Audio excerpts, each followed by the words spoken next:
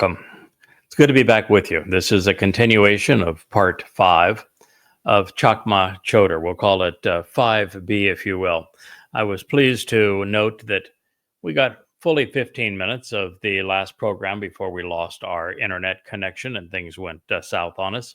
And that was a really good transition point because we got to talk about the origins of the concept of a Choter and who had written about this Choter and what the role of the Choter is. So all of that was retained and came across well. So those who are listening might know we are a Starlink live caster, if you will. 100% of these programs are live cast. They are, there's no rehearsals, there is no editing. You get it exactly as it is spoken. There's not even any sound correction or editing as part of these programs. The second thing is that we do use Starlink. Our test we just conducted showed about 300 megabits down and 20 up, which is pretty standard for Starlink. We're using their Generation 3 antenna. And so it's a reasonably decent connection, particularly when you recognize that we are in the middle of the ocean when broadcasting to you. So anyway, we'll continue. We'll make additional periodic checks to make certain that the streaming is working properly. I had just read that the locus of judgment and the inclination, the inspiration, the thinkings of and disposition of Yada is cognizant of and concerned about and acknowledges the conscious capacity of his soul to deal with, to observe and respond to moria, which is bitterness and hostility, resentment and acrimony. And as I was sharing this with you, that I began with a nom de plume of Yada. That was how I wrote for the first 10 years of my relationship with Yahowah. I was an anonymous translator. Invented an entirely new way to translate in an amplified fashion with a style that is unlike anything that had been offered previously, where the Hebrew words are actually incorporated into the translation in their most genitive form so that they can all be pasted and set into search engines so that you can validate the authenticity of these translations. I wanted you to be able to develop a level of trust by being able to validate everything I was saying. And it also had a contrast between bold, which is the gist of Yahowah's message, and then a standard font that would be used to amplify it further within the parenthetical.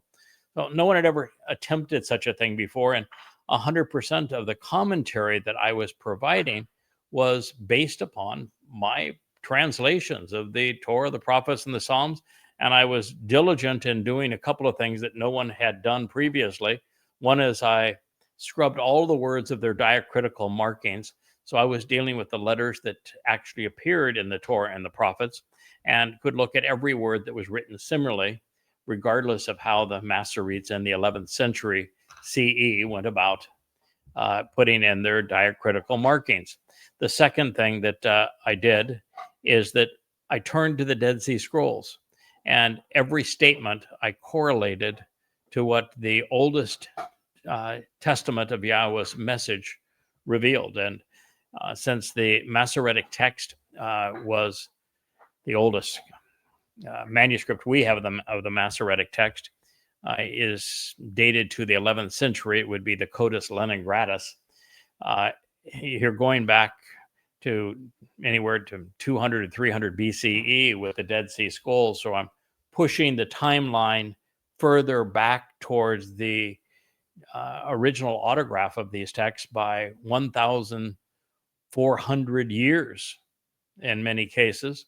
And not only 1,400 years in terms of being closer to the actual transmission of the prophetic accounts, but beyond that, within 25 miles of Jerusalem, versus the Masoretic text was either scribed in Babylon, or it was, along with the Babylonian Talmud, although that was probably more an Aramaic translation, or in Europe sometime just prior to the 11th century. But neither Europe nor Babylon are particularly close to Jerusalem, and well, the Dead Sea Scrolls were scribed just off the eastern edge of the Mount of Olives as you'd go down towards the Dead Sea. So as the crow flies, it would be less than 25 miles from where these events would have transpired, where the prophets themselves would have written. Wookie is looking for a way, I think, down from his perch, but Asher is sitting at my feet, and Wookie doesn't want to jump on Asher. If you're noticing that there is something missing now, that I had this beautiful flowered glass of watermelon juice during that brief time we were checking to see how much of the previous show was maintained. Wookie has he has a fixation. He has a number of weird proclivities, and one of his fixes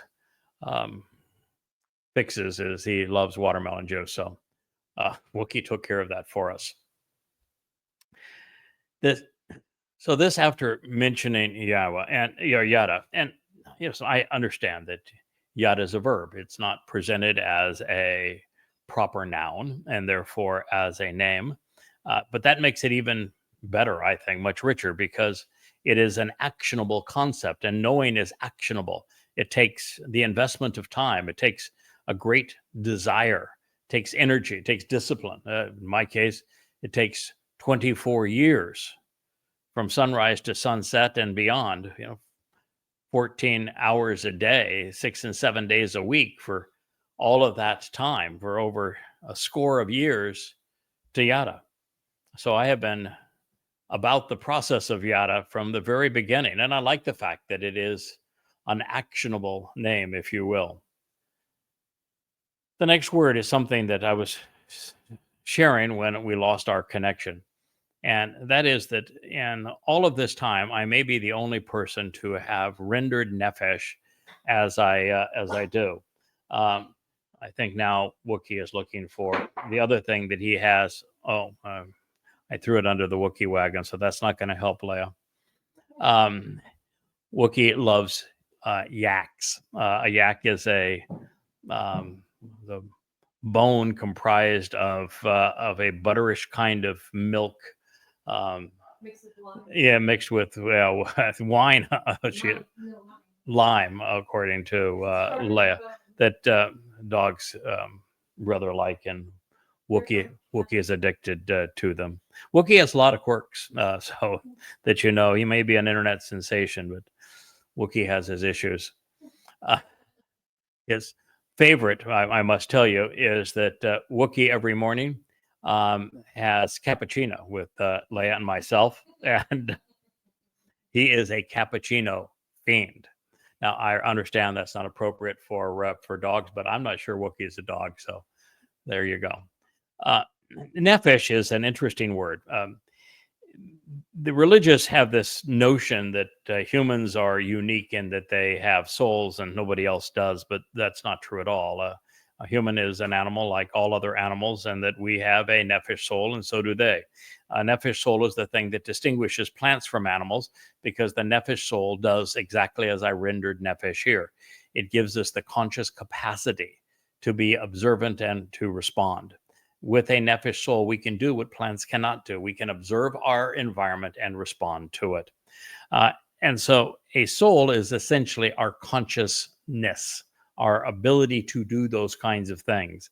And we're also given, as humans, the one thing that differentiates us is a nesalma. It's just that something that is wholly unused today, so we don't speak of it very often. But a nesalma is a conscience, which is the ability to discern between right and wrong, good and bad, productive and counterproductive. So when it comes to nefesh, I think I am the first person to provide this kind of a full explanation of the term, so that it can be understood as it relates to all animals, and so that we understand what capacity it provides to us, which is this conscious ability to be observant and responsive. And the nephesh as well is the only part of us that really matters going forward, because our physical bodies will be discarded. They have no value. In fact, they're a huge hindrance going forward. It's one of the things that makes Christianity and its resurrection so stupid. And of course, Islam with their bodies that are tantalized and or burned in the hereafter makes Allah a nincompoop. You're just not going to go beyond this planet with a physical body. Sorry, Elon, but you're not sending men to Mars. We're just not equipped for that sort of thing. If you're going to travel throughout the universe, we need to shed our physical bodies and just become an energy-based being. And the part of that energy-based being that is us is our nephesh soul. It's the repository of our personality, our aptitudes, our attitudes. It's what makes us unique, as well as what causes us to have ambition and being perceptive. Now, the thing that this says that Yada is able to perceive and respond to is the worst of Yisrael. It's Moriah. Now, this is not the same word that is used when describing the mountain that Yahweh values so much, the mountain of his Temple Mount, the top of the ridgeline of Zion, which is Mount Moriah. Moriah will have a Y in it and also or W in it and also a Y.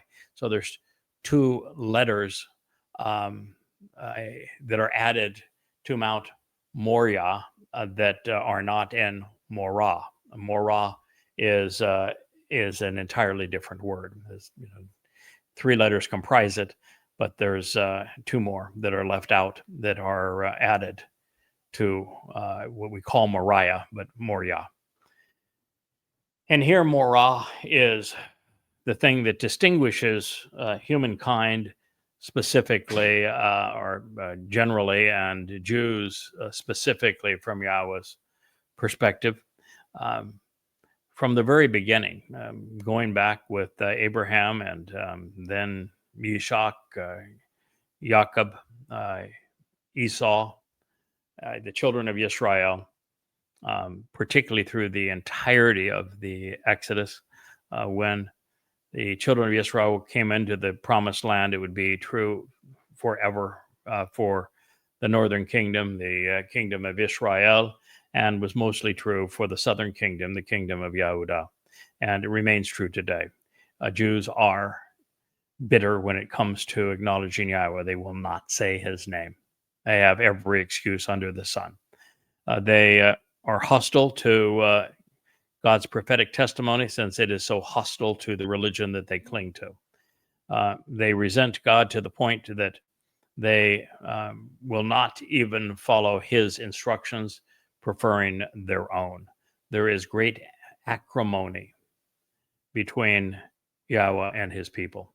And it is the reason that there is a Choter. If this were not true, there would be no Choter. There'd be no reason to have someone that is responsible for communicating to God's people and to awakening them at this time, to reintroducing them to Yahweh's name and reacquainting them with their Messiah and the Son of God, Dode, if it were not for the fact that Jews are largely still insubordinate and recalcitrant when it comes to Yahweh.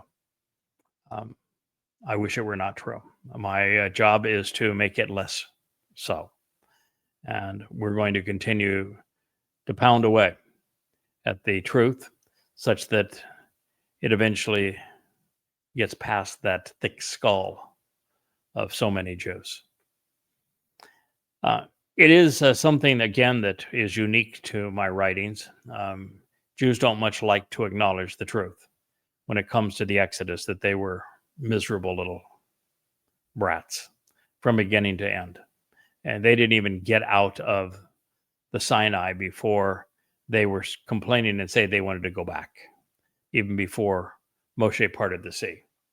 It was got to the other side, and the first thing they did is they built a golden calf, which was reminiscent of the idols of Egypt where they had left. They brought the religion with them. They had multiple meltdowns. Two of them involved Morah. The first of those is when a woman named Miriam, which is based on this same word,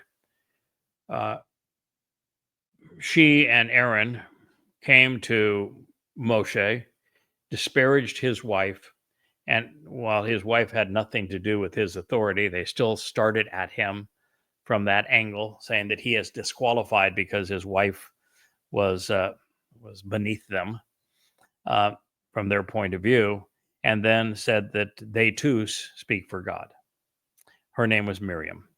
It means contentious, embittered, rebellious, defiant, and insubordinate.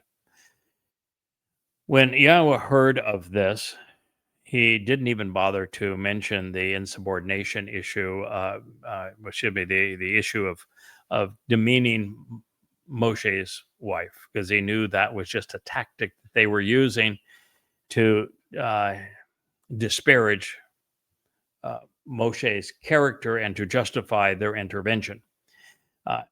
And more to the fact that it was only part of the story because it's prophetic of what I would endure when I had a very rebellious, defiant, hostile, acrimonious woman make the same claims, disparage my wife ruthlessly. She went where Miriam just said, questioned Moshe's wife, this embittered, psychotic piece of trash. I mean, I just really despise her. Went into great lengths to write whole articles on how she was trying to not only besmirch my wife's character, but send her to hell. And for no other reason than she just flat out jealous. And she needed some way to get at me so that she could claim that she too spoke for God. And of course, her approach to speaking for God is to corrupt his testimony and to wear me like a skin, because she's got no creativity, no insight, no Chakmah. And so all of this was actually presented in the Torah specifically to address what I would have to endure. And you might say, well, that's making a big assumption that the Torah is the ultimate big deal, and who are you to claim that an episode in your life would justify a portion of the Torah being written that way? Well, the reason is that the Torah is a broad picture of God's people and of giving them a foundation of how they should act in Yahweh's presence, which the children of Israel largely ignored and still largely ignored to this day. And the job that Yada has been asked to do as the Choter is planet changing. It's life transforming. If we fail, planet Earth is destroyed. There is no homecoming of Yahweh. There's no kingdom of Dod. The prophecies go unfulfilled. There's no Shabuah harvest. There's no Towrah harvest. There's no sacrifice of the Adamah Parah. The adulterous woman isn't cleansed.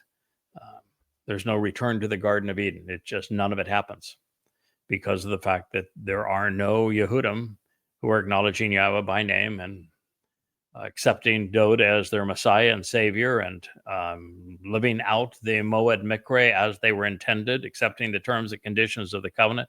They don't know any of this, and they're still wholly embittered and defiant against God. And so without this mission that Yahweh has assigned to Yada, the Choter, everything is for naught. It's as big a deal as anything that's written in the Torah, prophets, and Psalms ever. And so, yes, it was written there for this purpose, because this embittered woman took the publisher, the webmaster, and the social media manager. All were part of the group that fled. And so with only less than a year and a half left to the Shavuot harvest to get all of this message communicated. That could have been a decisive blow, something that Yahweh could not have tolerated, because he's all in on this. We succeed or the earth fails.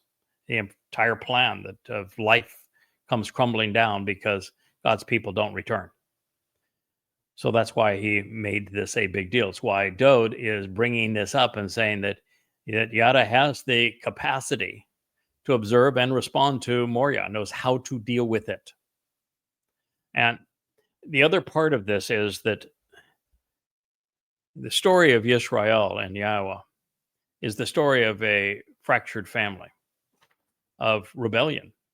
And so it's essential for the Choter, for his empathy for God, for his emotional and intellectual appeal to God's people, to have experience and to know Moria, to have experience what it's like to deal with a broken family, to have even a supportive group that were helping to communicate this message go AWOL.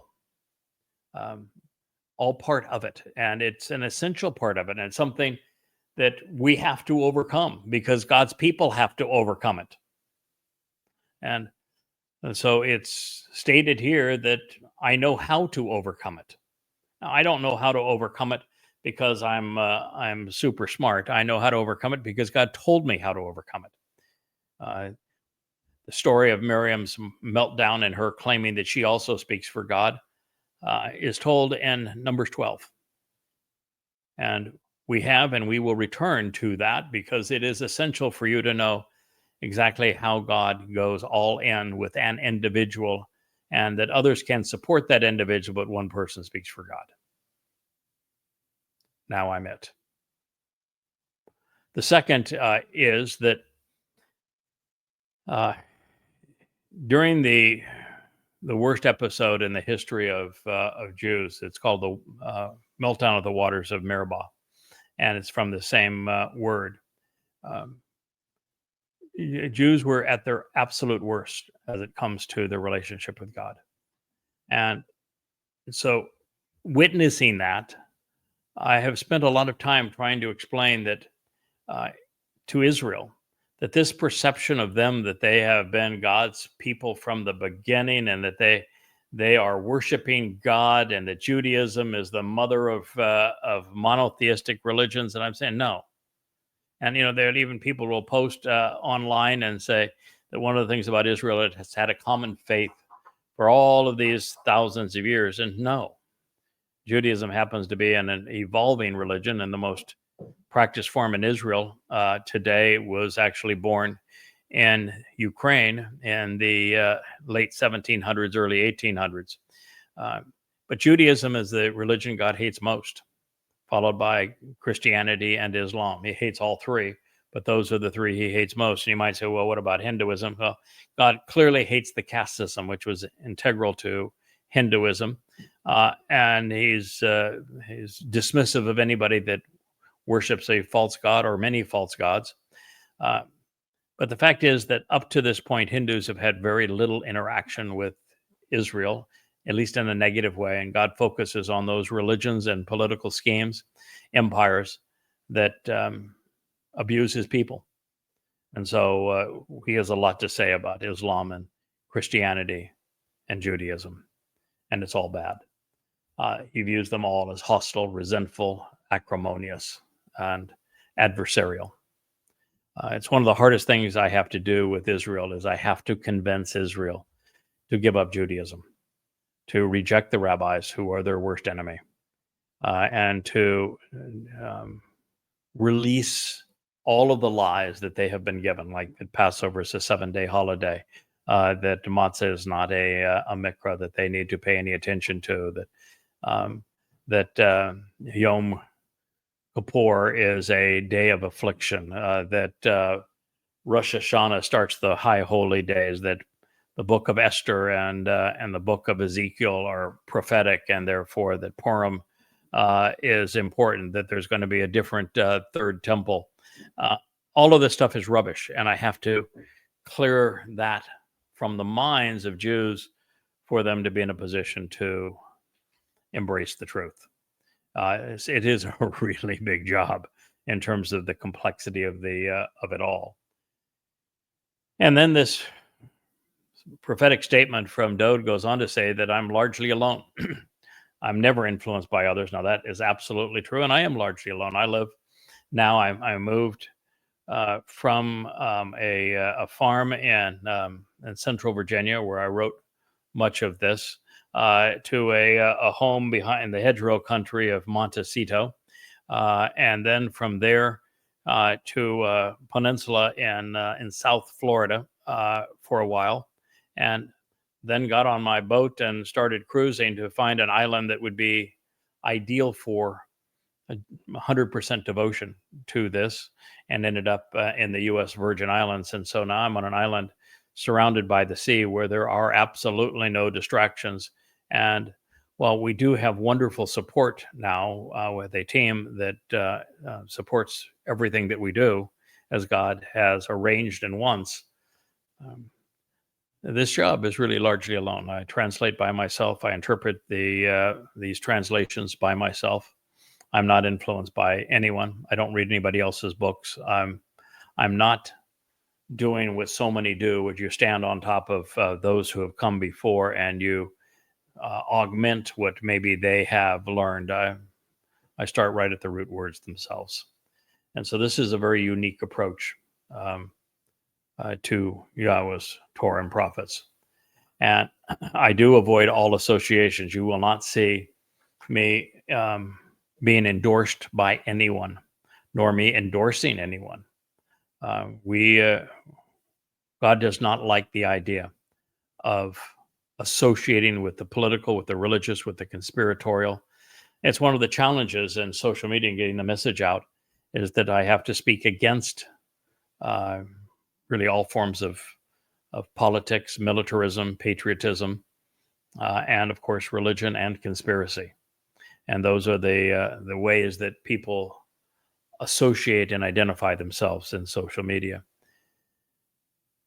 And you'll never see me making a vow or a pledge to anyone as well, nor do I accept them. And he says this is specifically true with those who are illegitimate and unauthorized. The only people who are legitimate and authorized to God are active covenant members. Those who have accepted the terms and conditions of the covenant, who have attended the Moed Mikre as they were intended, and that are actively involved in accomplishing God's will. So this was all mashal, word pictures, Proverbs 14:10. And should we be lured into the false impression that the heart, as it began, was credited for feelings rather than determination, Dowd is giving Yada's leb, which is actually his seat of judgment, more credit than I have done since the debate between head and heart. You know, I'm considerably more lopsided than was our king. Dowd was maybe slightly more heart than head, and I am overwhelmingly more head than heart.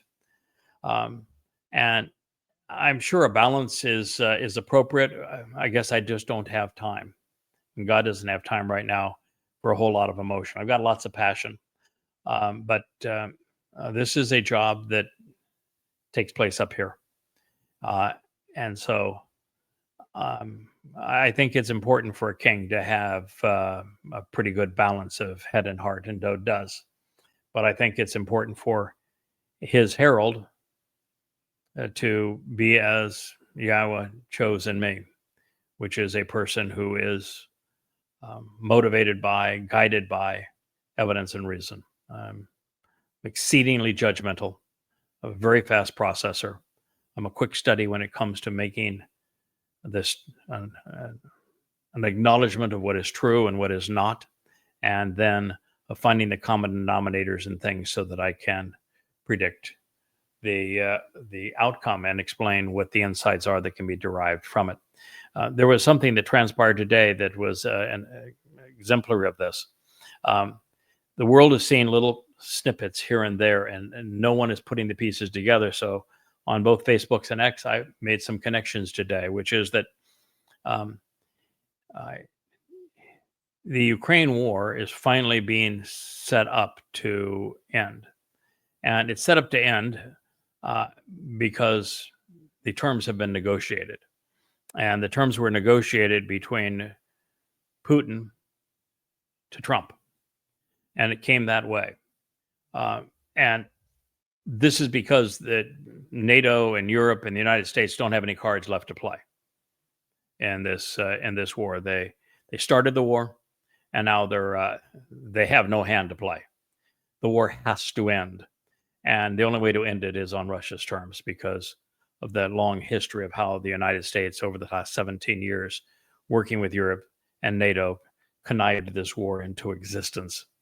And now that they have formed their agreement as to how the war is going to end, Trump yesterday before the funeral of the Pope got one of the most interesting scenes I've ever seen in politics. Zelensky came in this big hollow room, and he was arm in arm with Macron of France. And they came to Trump, so Trump obviously solicited him. And Macron wanted to sit down and join them in this conversation, and Trump said, no, this is my conversation. I'll fill you in later. And Macron went away. Zelensky and Trump in this huge big room. There's got two chairs just looking right at each other, a couple feet apart. And you can see that Trump is telling Zelensky exactly what's going to transpire. And what he's telling him is the terms and conditions of this deal have been negotiated and you're going to accept them. This war is over.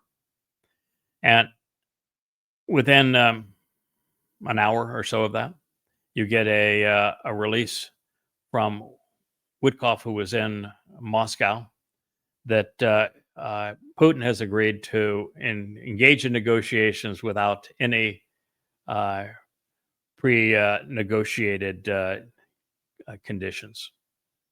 And there's zero possibility that's true. So when you read something that you know is not true, you're always saying, okay, why was it postured that way?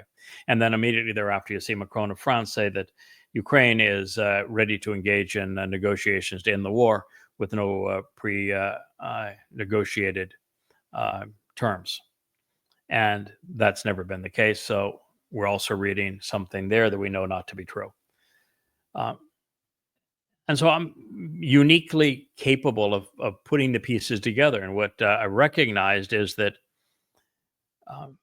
the Wall Street Journal is correct that Trump abandoning Ukraine to end the war on Russia's terms is political suicide.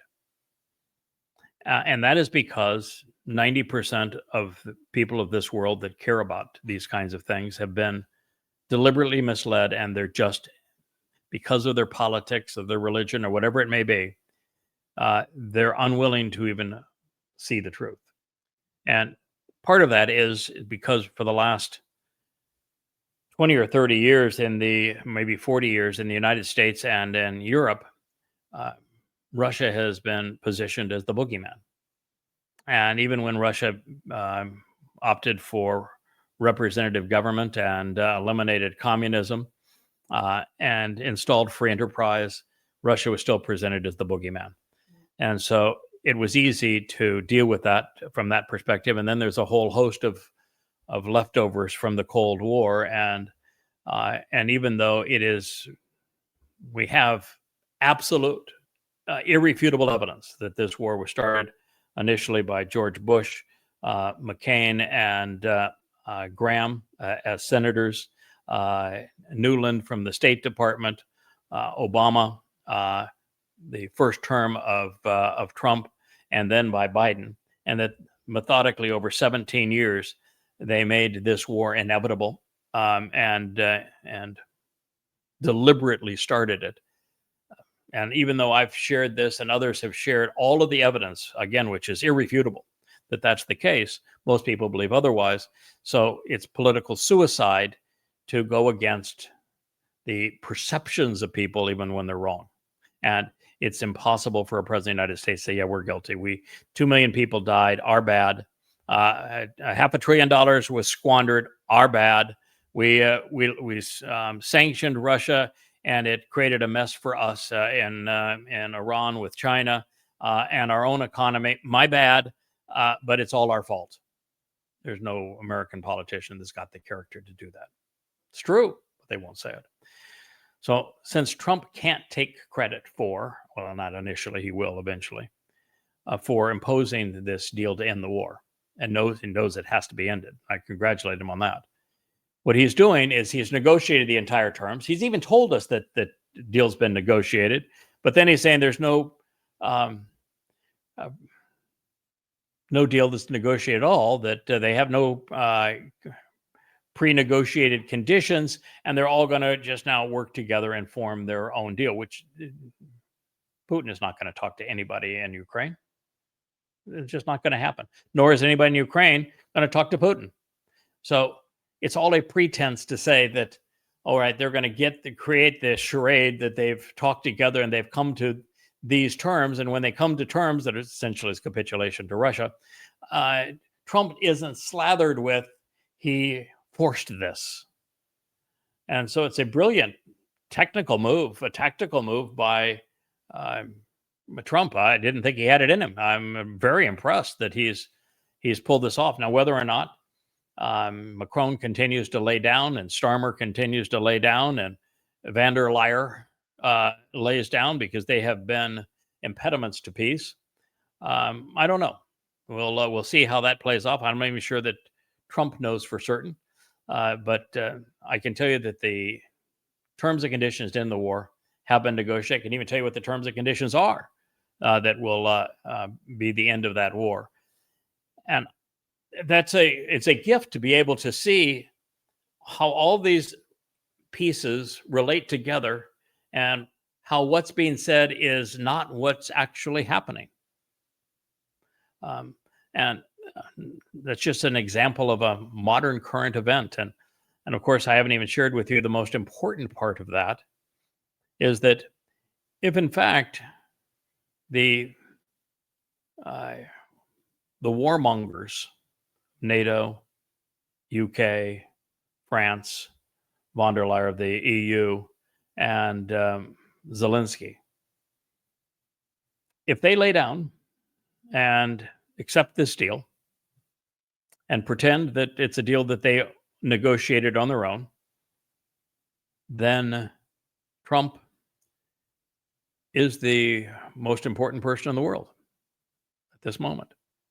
Then Trump is the ultimate peacemaker at this moment. But the ultimate prize still awaits. And as I shared in our program last night, that prize has already been negotiated.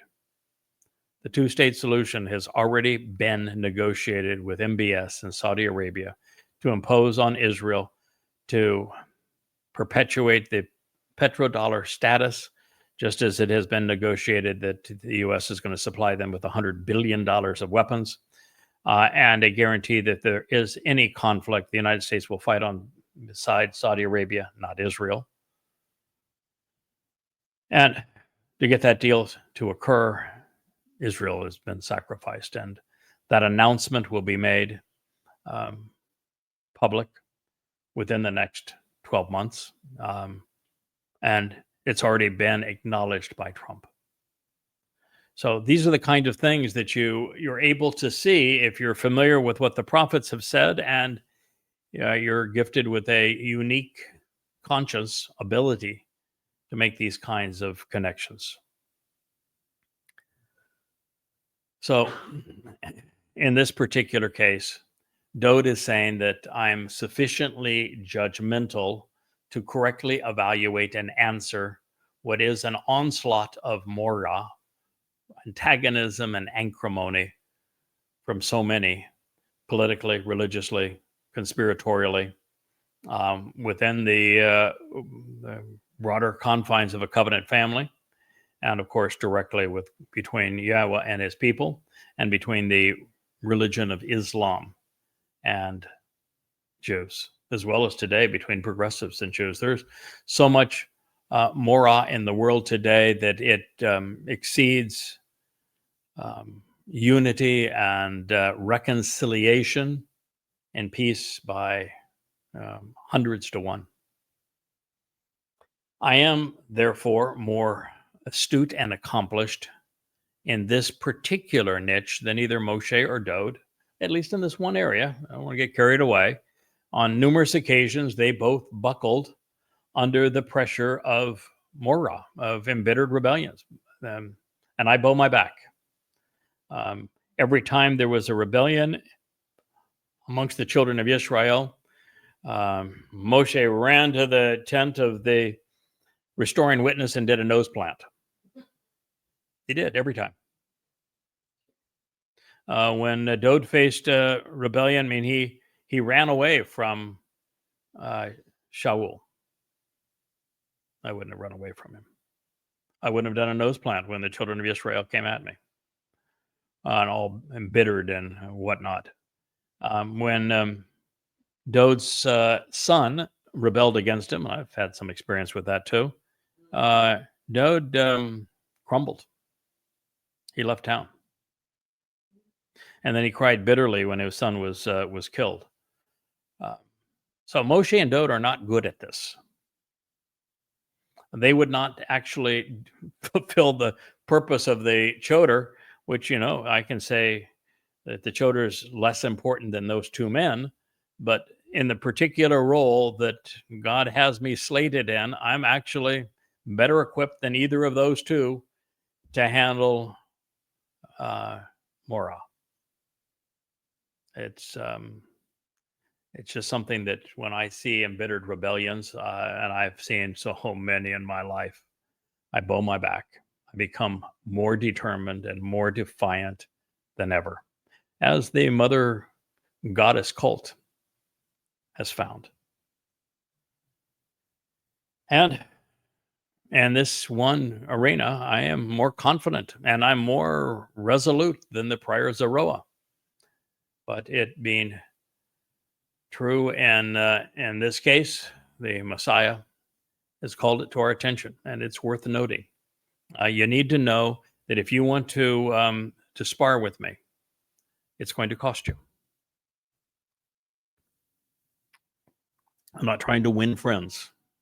I'm not going to acquiesce to you. I'm going to come if you're challenging something that is important, like Yahweh's name, Dode being the Messiah, Dode fulfilling Pesach, Matzah, and Bakodim, the actual purpose of the 7 Moed Mikre, the conditions of the covenant, the purpose of the Torah, the timing of that the prophets have laid out for the fulfillment of these events going forward. You're not going to do well to spar with me. I'm not here as your debate partner. I'm here to tell you the truth. And if you don't want to accept the truth, then you're an obstacle. And again, I'm not here to chit chat with you about it. If you're an obstacle, I'm going to run right over you. We don't have any additional time left. We don't have any opportunity for a do-over here. We have our backs up against a wall. Now, this considered, Morah is the common denominator between Moshe and myself, and likely Dode as well. We have been assaulted by those displaying an overriding propensity to be Morah, resentful and acrimonious, rebellious and defiant. Learning how to respond is why the Torah shares, and we have read and we will continue to scrutinize the prophetic portrayals of Miriam's revolt against Moshe's authority to singularly speak for God. It is also why Yahweh shared the exceedingly embarrassing narratives pertaining to the meltdown at the waters of Moriah shortly thereafter. These things would not be in the Torah if it wasn't for us, because, in fact, they're embarrassing to Yahweh. They're embarrassing to his people. And yet they equip us to overcome the obstacles that have been placed in our way as we try to reconcile this relationship with Israel. So, knowing that what had been would be, and that Yada would endure what Moshe experienced, Dode wanted his herald forewarned and prepared, equipped. And aware that his son had provided this warning in his ode to the Choter, it's little wonder why Yahowah put I guess I should say, was a bit put off by the fact that I asked him for advice on how to respond to this current rendition of Morah, of rebellion, when he had already provided the advice thrice over. I should have known. I've read it. I should have been aware. But, when realizes that he's working with flawed instruments and his job is to equip us when we need help. So I should tell you that in my defense, I translated Mashal 14, this passage that we're studying now, many, many years ago, back when I was first hearing of the Choter, this rod of divine judgment and branch of life from Yashayah. And at the time, I had used the name Yada, the one who knows, but was unaware of Yahweh's call to be a Bashar, a human herald, a Nakar, an observant foreigner, an Ed, restoring witness, a Zeroah, one who cultivates the harvest, a Malak, spiritual messenger, a Kol, voice of God, and his pay, mouth, much less serving as a Eleph and Shore, a learned and observant bull, an Adama Parah, bloody red man of the earth who is productive as a bovine, or Zehbo men Edom, the one coming out of Edom to save many. The Morah, embittered rebellion, was many years into my future then, and it's behind me now. And I was at the time unaware of my role pursuant to the Shabua Ketzir, the 7 Shabat harvest, and of the Teruah Lakat, and that herald's gleaning. Back then, I would not have known how to handle the subsequent revelation that I would be sacrificed as the bull to save the remaining mortal remnant of Israel prior to the Messiah's return.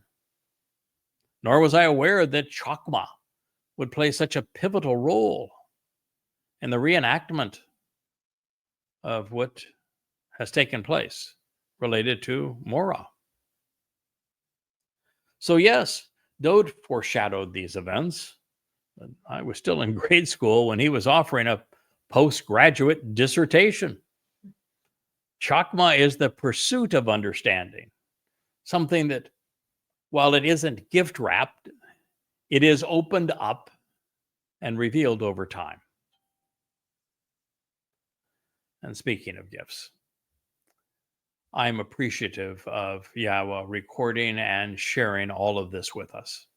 It is as if he is displaying empathy, saying that, well, he has endured similar, and he can relate. It's true.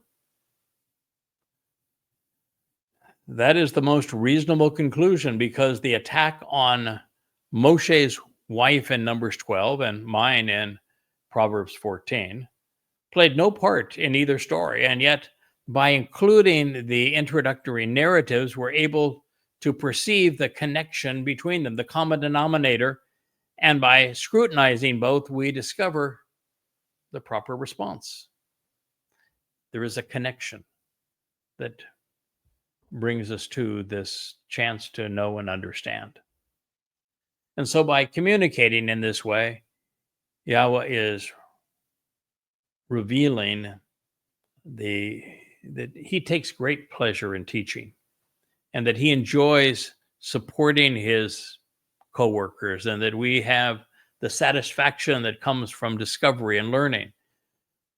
We even find that God isn't asking us to endure anything that he hasn't previously experienced and overcome.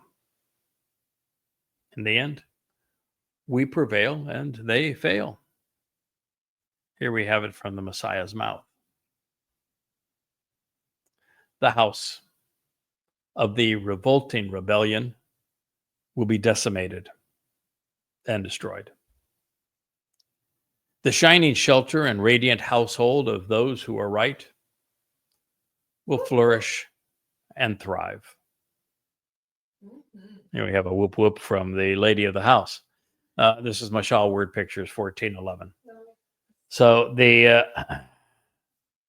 assemblage, this household of those who have been engaged in the revolting rebellion, Rasha, whether it be the one that came against me in the pursuit of our mission, or the bigger one, which is the revolting rebellion of Yisrael against Yahweh all these many years, he's saying that rebellion is going to be over. It will be decimated. There will be no one who is overtly political or religious, conspiratorial, or opposed to his people and his covenant going forward, from the largest institutions to the smallest of the antagonists. The shining shelter of the radiant household of those who are right will flourish and thrive. And this is a parak word. It's from the same as the Adamah parah, and it's a derivative of it. It says they will sprout and grow as you would expect of a choter. And it is, Oel is this radiant shelter and a brilliant shining home of those who are right, Yashar. And they're going to flourish and thrive. So God's quite clear in communicating through his Messiah how this is going to end up. And in this case, the victory is over more than those who unsuccessfully challenge the first and then the final Zeroah. The issue of right over wrong pertains more to overcoming Morah, insubordination, and acrimonious attitudes of the children of Israel during their meltdown at the waters of Meribah, the rebellious contention, than anything else. When Yom Teruah, the day of the herald, is fulfilled, the rebellion, well, it will be over. And only the Oel Yashar, the shining and radiant home of those who are right, will remain. And it will parash, grow, flourish, and thrive. The Choter, having been wielded as a rod of divine judgment, will bear fruit as a stem of life.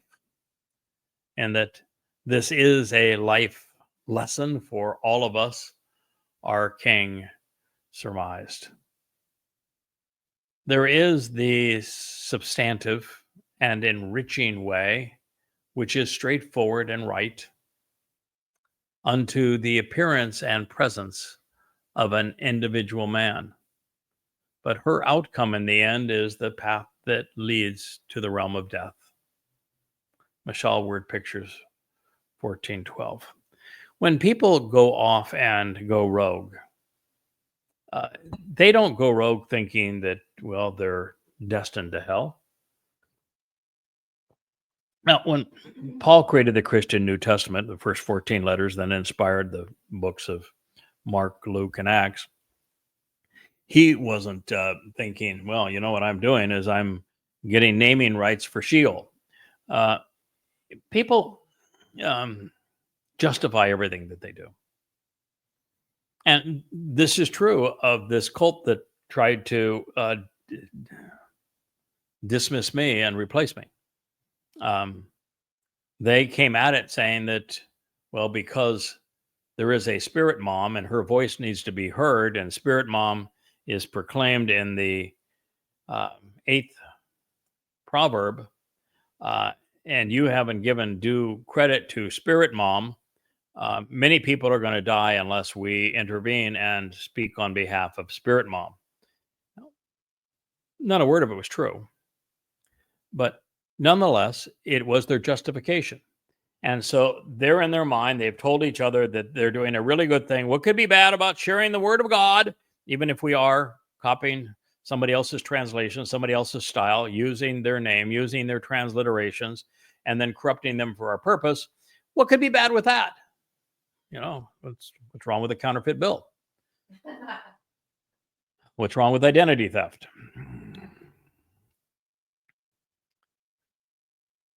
There is always a way that people go about justifying what they're doing, and they make it appear that they're doing something worthwhile. I had one woman said, as a mother myself, it's just inspirational for me to look at the scriptures in a new light and approach them from a presence of my spiritual mother. Oh. Do you know why there's no mention of a spiritual mother anywhere in the Torah, prophets, and Psalms? There isn't one. You know why there's not a speaking role any place for the voice of Spirit Mom anywhere in the Torah, prophets, and Psalms? Because said Spirit Mom says nothing. You know why there's no mention of a Spirit Mom in the 8th Mashal that they quote? Because it doesn't mention Ruach, Spirit, or Mother anywhere, not a single word. But they justify what they do. It's the road that leads to death, if they're lucky. But God's on them. And the role of the Choter is to implement divine justice. So it picked a bad person to go against. The way to YAHOWAH is straightforward and it's narrow.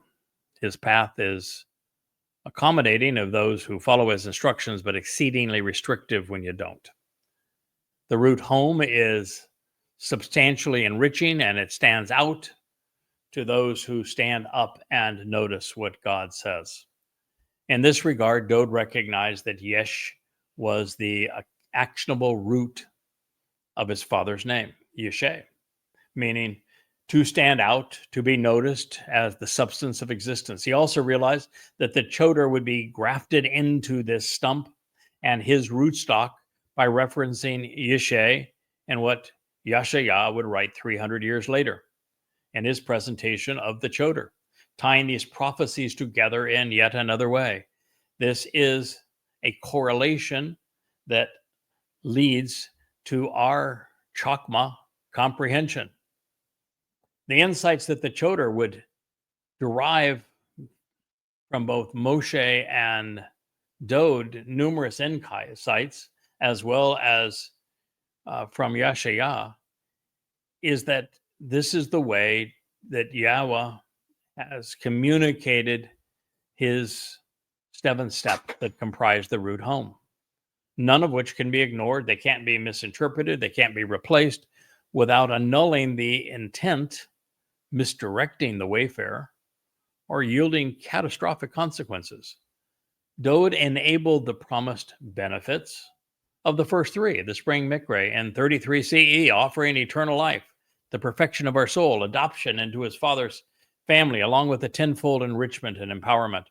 Then, by recognizing what our king had achieved, the Choter would cultivate the Shabuah harvest as well as the Teruah ingathering, facilitating the Messiah's return on the day of reconciliation through his sacrifice on the day of the herald, enabling our re-entry into Eden on Sukkah. That's God's story.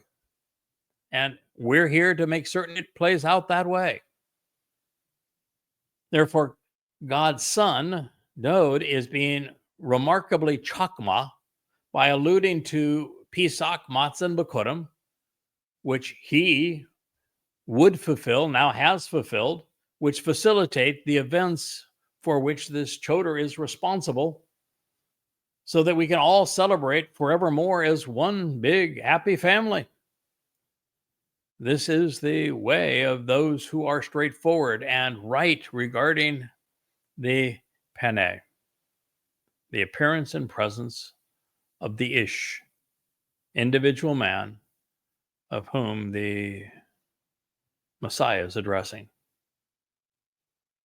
However, there will be an entirely different Akareth he outcome for the adversarial woman in the end. Her derricks, Moeth, is the path to the realm of death. And as was the case previously, this woman's deadly way could be addressing Miriam's, her recent rebellious incarnation, or the adulterous woman of Israel who first went rogue at Meribah and now must be cleansed to meet her groom, the Melech Dod. Or it could represent all of these things and likely does. Yahweh loves it when truth is layered together and we have this opportunity to see our future and our past and to see how things that he has endured, we can endure, and as he did, overcome.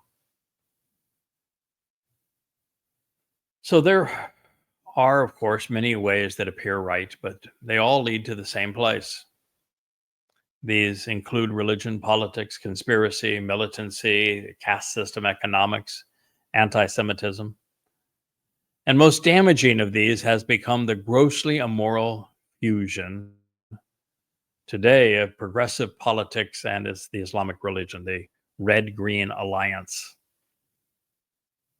What they have in common is that they are all Morah and result in Maweth, millions, billions of Morah infused Maweths. A decade ago, when I first drew the connection between the presentation of the Choter in Mashal 14 and Yeshayah 11, I had stopped translating the word picture at this point, but clearly Dode was nowhere near finished with his prophetic portrayal. And so we're going to continue. Also, in joyful laughter as well as mocking derision, he may be anguished and grieved, the judgmentally and emotionally. And her future in the end, jubilation and celebration, will be anguish and affliction. This is a tough one to translate smoothly into English, but he begins by saying that in joy and laughter, as well as in mocking derision, there can be tremendous anguish and grief. And this can happen in thought and in inclination and in judgment, and it can happen as a result of an overflowing amount of emotions.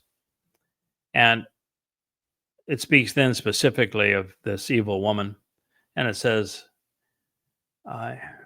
in the end, her future, her celebration and jubilation over her temporal successes, if there are any, will end in anguish and affliction. It does not end well for those who continue to be Morah. And they may laugh, they may think that they've found something that's just really wonderful. Oh, it's so nice to be able to speak for Spirit Mom and convey what she wants us to know as she loves all of her little children and makes them feel warm and fuzzy in the end. No. Going to be nothing but anguish and affliction because it's just flatly untrue. Because of his conduct through life, however, by contrast, he's going to be continually satisfied, Shabat. He will find contentment and overflowing abundance. Turning away, retreating and recoiling in judgment, disposition and determination, because concerning him is a proper and productive man. And I think we'll conclude this program on this statement where Dode wants us to know that there is a a consistency here. That the Choter is, if anything, loyal, determined, steadfast, uncompromising.